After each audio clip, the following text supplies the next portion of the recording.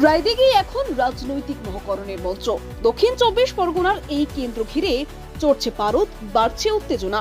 ইতিমধ্যে প্রার্থী ঘোষণা করেছে সব বড় দল। তৃণমূল কংগ্রেসের হয়ে লড়াইয়ে তাপস মণ্ডল, বিজেপির তরফে ময়দানে পলাশ রানা, আর বামফ্রন্টের প্রার্থী হিসেবে সামনে সাম্য গাঙ্গুলি। অপরদিকে এসইউসিআইয়ের প্রার্থী হিসেবে লড়াইয়ে যোগ দিয়েছেন গুণসেন্দু হালদার। চার প্রার্থী, চারটি ভিন্ন সমীকরণ, আর একটাই লক্ষ্য রায়দিঘিতে ক্ষমতার চাবিকাঠি দখল। এখন গ্রামগঞ্জে জোর কদমে প্রচার শুরু করে দিয়েছে সব দল। প্রতিটি দলই তাদের নিজেদের সংগঠনকে ঝালিয়ে নিচ্ছে। চলছে জোর কদমে প্রচার। গ্রাম থেকে গ্রামান্তর, পাড়া থেকে মহল্লায় দেয়াল লিখন, পথসভা, জনসংযোগে সরগরম রায়দিঘি। প্রতিটি মুহূর্তে জমে উঠেছে ভোটের লড়াই।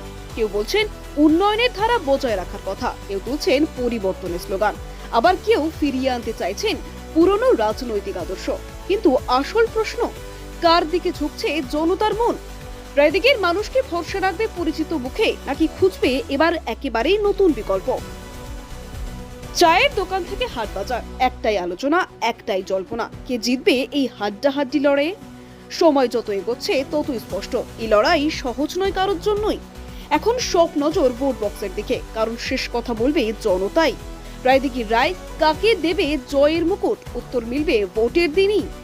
Bureau report, DN news Bangla.